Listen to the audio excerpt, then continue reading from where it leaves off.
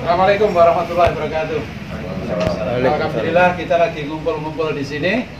Ada LKBH, ini LKBH semua ini. Masalah sebenarnya saya takut karena saya tidak mengerti tentang hukum ini, jadi saya ngerti takut gitu loh, takut menghadapi LKBH. Tapi saya mau bertanya sama LKBH.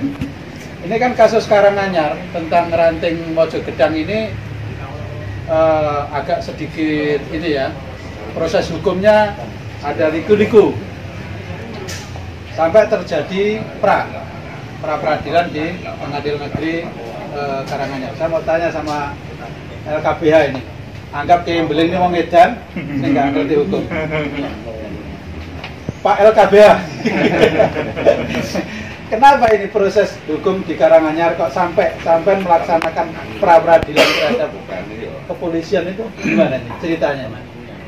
Yang jelas kenapa kita melakukan pra-peradilan kepada kepolisian ya karena kita anggap kepolisian ini tidak melaksanakan penegakan hukum sesuai prosedur.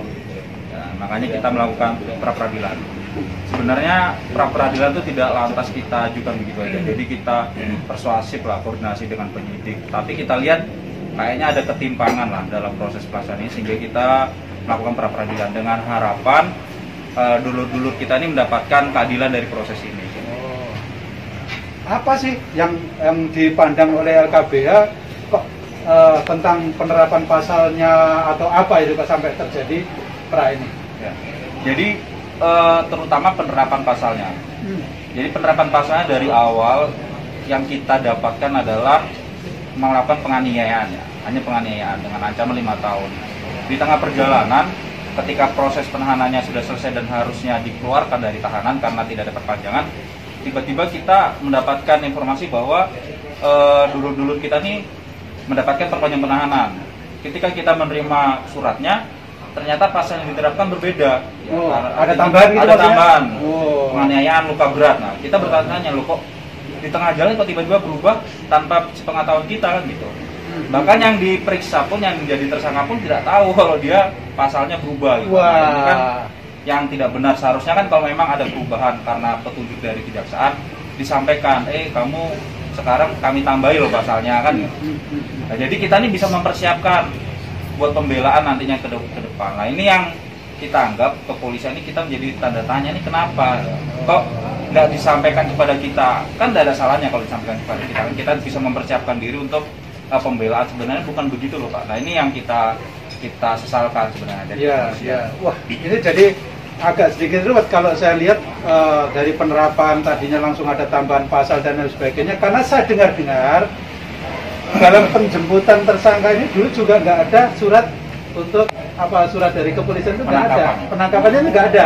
Jadi saya dengar, ini apa hukum harus seperti itu, hukum harus menangkap orang tanpa surat dan sebagainya, langsung digandang dan sebagainya. Itu prosesnya gimana nih sebenarnya? Ya seharusnya ketika kalau dalam proses itu sebelum orang menjadi tersangka dia sifatnya adalah undangan ya, datang. Ketika undangan itu nggak diterima dan memang ada pidananya bisa ditangkap tersangka, baru dia boleh dijemput. Tapi ya tidak serta-merta menjemput langsung gitu. Ini kan kalau gitu apa bedanya dengan preman ya. Nah, seharusnya pakai surat penangkapan sehingga kita tahu, oh ini ternyata kami ini ditangkap atas dasar penganiayaan kan. Nah, kalau surat penangkapannya itu ternyata setelah orangnya itu dibawa ke kepolisian terus surat penangkapannya dibikin di kantor kepolisian, itu gimana hukumnya itu? Kalau dalam keadaan tertentu itu diperkenankan.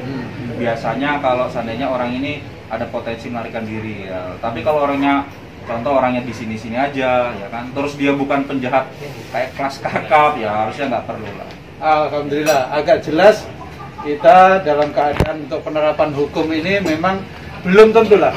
Seorang penegak hukum mengikuti prosedur hukum juga belum tentu. Kadang-kadang kita ini harus memberi pemasukan bagaimana, kenapa ada kesalahan termasuk penambahan pasal kemudian ini berarti kita mencari keadilan, bukan untuk mencari permusuhan tapi mencari keadilan. Sekarang sama tanya sama yang kuciran agak gondrong Mas, boleh ya? Monggo. Yang gondrong kan Pak Kiai. Oh iya. Ini Mas Dwi ini jauh-jauh dari Pacitan Mas. Begini Mas Dwi jauh-jauh dari Pacitan. apa sebenarnya yang ada di benak Mas Dwi sampai membela hal seperti ini? Membela artinya kan ini kan seperti kemarin ada kasus yang gambar korlap langsung ditulis Dajjal dan sebagainya. Itu bagaimana itu seperti itu? Kalau kemarin ada sidang yang tersangka ada ya, sidangnya ya, tersangka ya, tentang IT itu. Nah, dari sidang IT itu di situ jelas. Kalau dalam pemikiran saya ada tulisan korlap langsung ditulisin Dajjal itu sebenarnya penodaan agama juga menurut saya ada. Menurut saya loh ya, karena ada tulisan Dajjal segala macam. Itu kalau pandangan LKBH gimana ya? Jadi begini Mas, terkait dengan peristiwa itu yang kemudian menjadikan kericuan ini saya ada dua pandangan. Yang pertama dari saya pribadi sebagai tim kuasa hukum yang tergabung dalam LKBH dan saya sendiri sebagai anggota persaudaraan BHT Trate.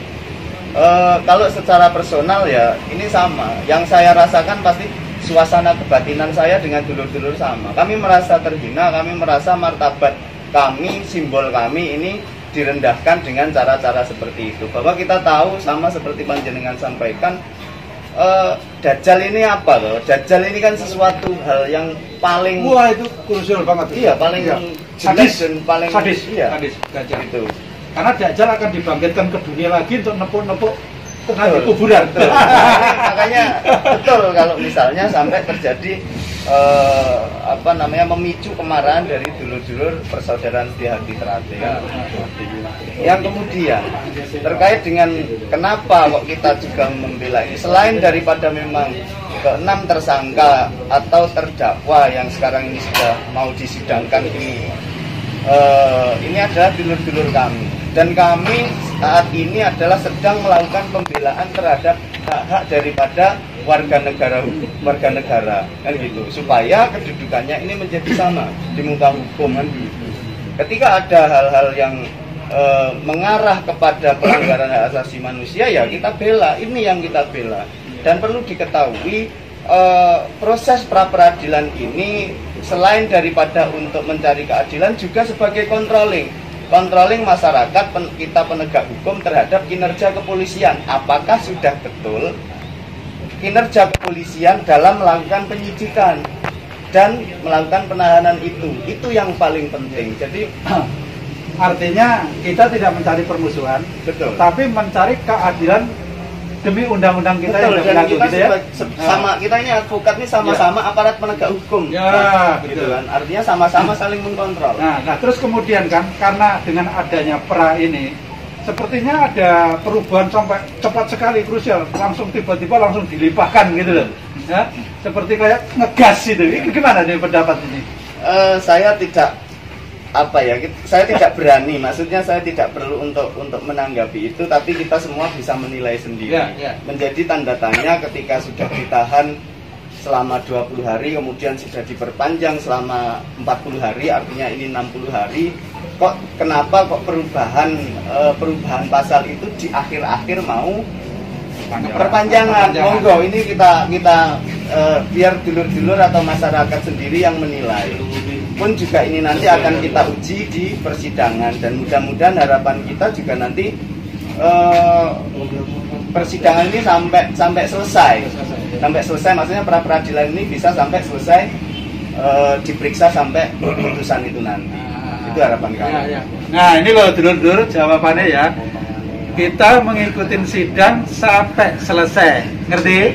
Semua dulur-dulurku semua ngikutin sidang sampai selesai.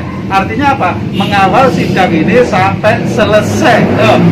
Harusnya udah mengerti ya, mengawal sidang sampai selesai. Aja betul teman-teman. Nah sekarang gini saya mau tanya nih, pendekar dari Surabaya nih.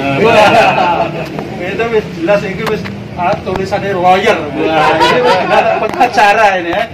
Saya mas lawyer. Saya doyan sate kan. Sampai deh jelas. Nah, dari sekian pendapat saudara-saudara berdua ini, pendapatnya Mas Rudi sendiri gimana ini? Mas Ari. Kangen sama Mas Rudi ya. Iya, Banggo ya. Mas Rudi, Mas Ari, Mas Rudi. Yo, minta maaf memanggil tanpa bukan nama.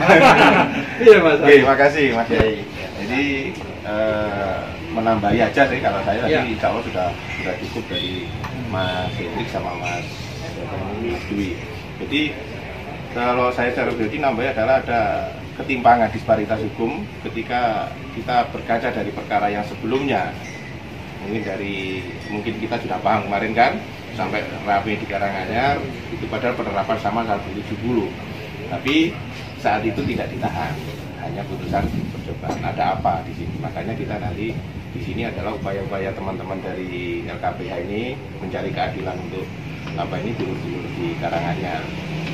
Ada apa ini di kepolisian ketika saudara-saudara dari pihak kita ini kok ditahan, tapi yang sebelumnya ini kok tahanan kota. Santai-santai ya. Nah, ada apa? Dalam tanda kutip Polres Karanganyar ini ada apa gitu loh. Menganiaya kok 1 bulan. Nah, perlakuannya kok berbeda. Nah, kita di sini kan makanya memberi pemahaman pada dulur-dulur ini, terus dulur-dulur tadi mensupport teman-teman LKPH, kita terima kasih. Agar teman-teman di kepolisian juga bisa imbang juga kan dalam menyikapi setiap persoalan yang apalagi ini pasal yang sama 170 iya toh. Ya. Tapi giliran dari pihak kita itu cepat langsung prosesnya seperti itu, tapi giliran yang kemarin yang sudah itu ditahan aja enggak, ya kan? Bebas berkeliaran. Ada apa dari pihak Polres Karanganyar? Makanya doakan agar pra peradilan ini bisa dimenangkan oleh kita, dan kita mohon doa supportnya dari dulur-dulur di Kolab, terutama Mas Yai. Doanya ini yang kita mungkin ya, seperti itu Mas. Kalau seandainya nanti nggak adil, berarti sampai bertemu pengadilan akhirat. Itu Mas Yai. Ya, pakai kuhapnya. Saya sudah berbeda. Ayo, Pak Polisi bertindaklah adil, Pak Hakim bertindaklah adil, jaksa juga bertindaklah adil. Nanti kalau nggak adil, karena di akhirat itu ada pengadilan yang sangat adil, yang tidak bisa dibela oleh siapapun, terkecuali amalnya sendiri. Amalnya bohong, maka akan menjerumuskan ke dalam kebohongan itu. Ngeri ya? Ngeri. Nah, dulur-dulurku punjer saiki. Ini loh perkara ini sampai mengacu sampai ada pengadilan, sampai melapor. Ini karena mulut bebas. Artinya mulutnya bebas, sebutan abal-abal, JJ 08, kemudian sebutan wis sakarmu lah. Wis kerjamu miso-miso, mohon leren, ora sa miso-miso, sing miso-miso gen cemplok wae. Nanti kalau udah cemplok ya saya, cemplok CS miso-miso silakan. Yang lain ndang tobat. Paling tidak ada perbedaan seperti ini, nggak perlu miso-miso, nggak perlu menghina, nggak perlu memfitnah, perlu ngomong jorok, supaya kita bisa proses hukum bisa berjalan dengan baik. Kita nggak usah sampai hukum-hukum begini. Kembalilah ke dalam persaudaraan kita, persaudaraan setia hati teratai. Hanya satu persaudaraan setia hati teratai, PSHT. Ya. Mas tolong dulur-dulur yang support juga diperlihatkan bahwa ini banyak yang gandrung terhadap keadilan ini banyak. Ya. Tuh, saudara-saudara kita diambil semua itu, sampai terjadi perkumpulan-kumpul di sini. Nah.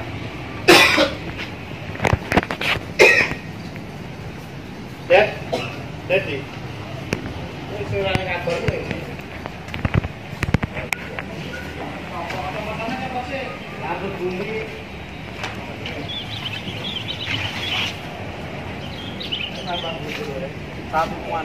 Satu komando.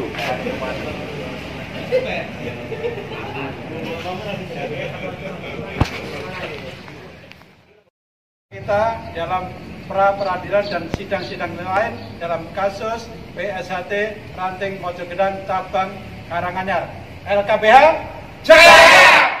PSHT Jaya! LKPH Jaya!